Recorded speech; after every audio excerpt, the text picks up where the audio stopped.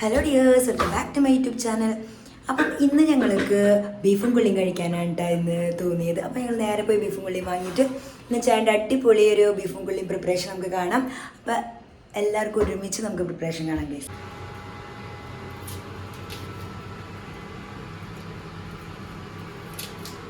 അപ്പോൾ ഗൈസ് എനിക്കിതേ കൊള്ളിയും ബീഫും തിന്നാൻ തോന്നിയിട്ട് അപ്പോൾ ഞാൻ നേരെ ചേട്ടനെയും കൊണ്ടുപോയിട്ട് ഇതേ കൊള്ളി വാങ്ങി കൊണ്ടുവന്നിട്ടുണ്ട്. കുറച്ച് ബീഫ് ഞങ്ങൾ നാട്ടിൽ നിന്ന് എടുത്തിട്ട് വന്നിട്ടുണ്ടായിരുന്നു. അപ്പോൾ അതും കൂടെ കൂട്ടിയിട്ട് നമുക്ക് അടിപൊളി ഒരു ബീഫും കൊള്ളിയും ചേട്ടൻ നമുക്ക് ഉണ്ടാക്കി തരാണ് ഗൈസ്.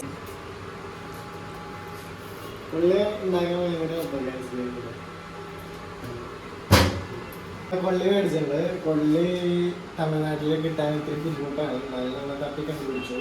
കൊള്ളിയുടെ മാസമാണ് തോന്നുന്നത്. കൊള്ളി കിട്ടി നമുക്ക്. വലിയ കൊള്ളി, അത്യാവശ്യം നല്ല മൂത്തൊരു കൊള്ളിയാണ്. കൊള്ളി നമ്മൾ കിട്ടിക്കഴിഞ്ഞാൽ ഒരു 5-6 പീസാക്കുക. കയ്യിൽ പിടിക്കാൻ പാകുന്നത് ആക്കണം. ഒരു പീസാക്കുക. എന്നിട്ട് ഇങ്ങനെ പതുക്കൊന്നും വരയില്ല. എടുത്ത് എന്നിട്ട് ഇങ്ങനെ പൊളിച്ച് കഴിയുമ്പോൾ അതിങ്ങനെ കിട്ടും. ഇങ്ങനെ പൊളിഞ്ഞു പൊളിഞ്ഞു പോരും. ഗൈസ് ഇത് ഞാനാണ് പറഞ്ഞു കൊടുത്തത് ഗൈസ്. അവന് ശരിക്കും നന്നാക്കാൻ അറിയില്ല. ഞാൻ പഠിപ്പിച്ചു കൊടുത്ത് ട്രെയിനിങ് കൊടുത്തിട്ടാണ് പിന്നെ അറിയാൻ നോക്കിയത്. ആദ്യം പൊളിച്ച ഞാൻ കാണിച്ചു തരാം ഗൈസ്. കുരുകുരാന്ന് വെട്ടി വെച്ചിരിക്കണു ഇവിടെയൊക്കെ. ഗൈസ് ഇങ്ങനെയല്ല, ഇത് ഞാൻ പഠിപ്പിച്ചു കൊടുത്താണ് ഗൈസ് ചേട്ടന്. അവനെ വെട്ടി കാണിക്ക് ഗൈസ്. അവന് വെട്ടാനറിയാം, നമുക്ക് നോക്കാം ഗൈസ്. അത് നിന്നെ കഴുകണ, അത് കഴുകണ്ട. വെരി ഹൈജീനിക് മാൻ. പക്ഷേ എൻ്റെ നെഞ്ചത്തേക്ക് വരാം. അമ്മേ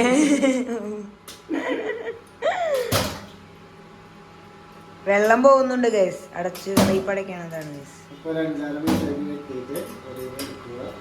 നീക്കി വെക്കുക.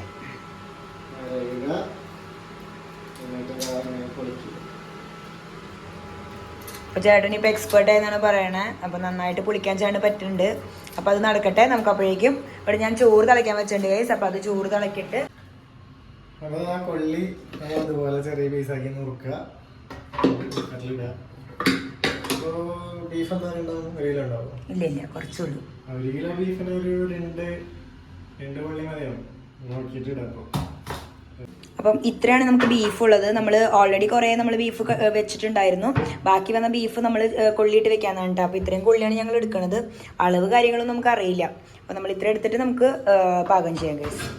അപ്പോൾ ഈ കൊള്ളി കഴുകി വൃത്തിയാക്കി വെച്ചിട്ടുണ്ട്. അതിലോട്ട് നമുക്ക് ബീഫ് ഇട്ട് കൊടുക്കണം.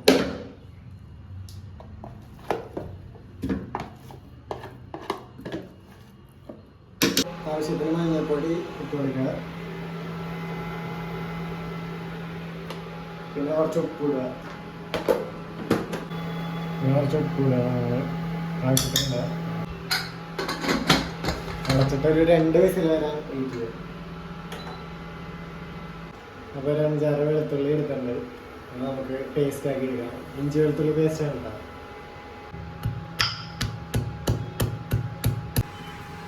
അപ്പോൾ നമുക്ക് 2 സവോള അരിഞ്ഞെടുക്കാം.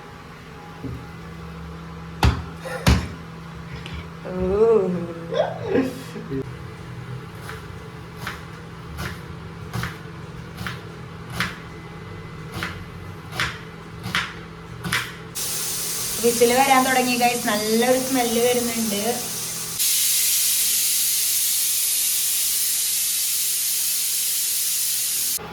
അപ്പോൾ നമ്മൾ ചട്ടി വെച്ചു. കുറച്ച് വെളിച്ചെണ്ണ ഒഴിക്കുക. അതിലോട്ട് കുറച്ച് നെയ്യ് ഇട്ട് കൊടുക്കുക. വെളിച്ചെണ്ണ ചൂടായി വന്നിട്ടുണ്ട്. അപ്പോൾ അതിലോട്ട് നമുക്ക് ചതച്ച് വെച്ച ഇഞ്ചി വെളുത്തുള്ളി പേസ്റ്റ് ഇടാം.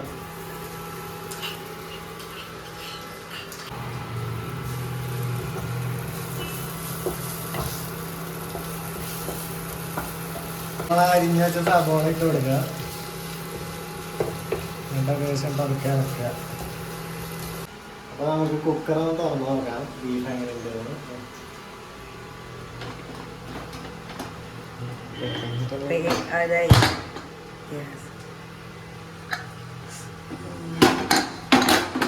ബീഫിൻ്റെ അടിപൊളി മണം, കൊള്ളികളൊക്കെ ഒന്ന് ചേർന്നൊരു മണം വരുന്നുണ്ട്. അപ്പോൾ മസാല ഇടാറായി. മഞ്ഞപ്പൊടി, മല്ലിപ്പൊടി, കുരുമുളക് പൊടി, മുളക് പൊടി,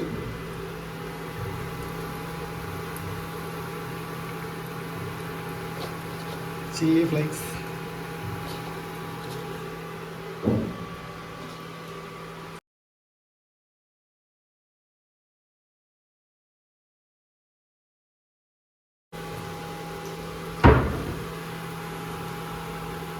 ഗരം മസാലപ്പൊടി,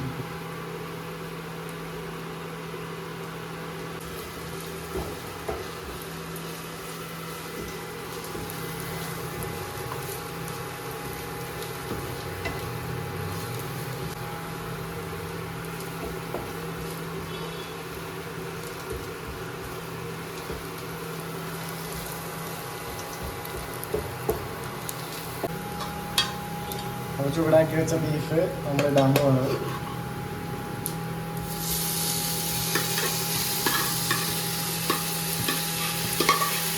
നല്ല നെയ്യുള്ള ബീഫാണ്. അപ്പോൾ നമ്മുടെ കറി ഏകദേശം ഒരു അരമണിക്കൂറൊക്കെ ഇരുന്ന് ലോ ഫ്ലെയിമിൽ ഇരുന്ന് കുറുകി വന്നിട്ടുണ്ട്. നമുക്ക് എങ്ങനെയുണ്ടെന്ന് നോക്കാം. അപ്പോൾ അത് നല്ല കുറുക്ക് പരിവായുണ്ട്, എല്ലാം പിടിച്ചിട്ടുണ്ട്, സൂപ്പറായിട്ട് വന്നിട്ടുണ്ട്.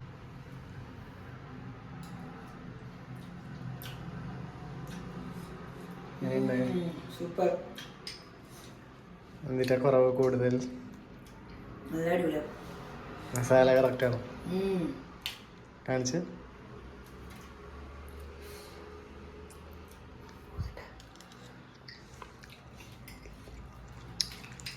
അപ്പോൾ എല്ലാവർക്കും ഈ വ്ളോഗ് ഇഷ്ടപ്പെട്ടെന്ന് വിചാരിക്കുന്നു. വീഡിയോ ഇഷ്ടപ്പെട്ടു കഴിഞ്ഞാൽ ലൈക്ക് ചെയ്യുക, ഷെയർ ചെയ്യുക, സബ്സ്ക്രൈബ് ചെയ്യുക. നെക്സ്റ്റ് വീഡിയോയിൽ കാണാം. ബൈ.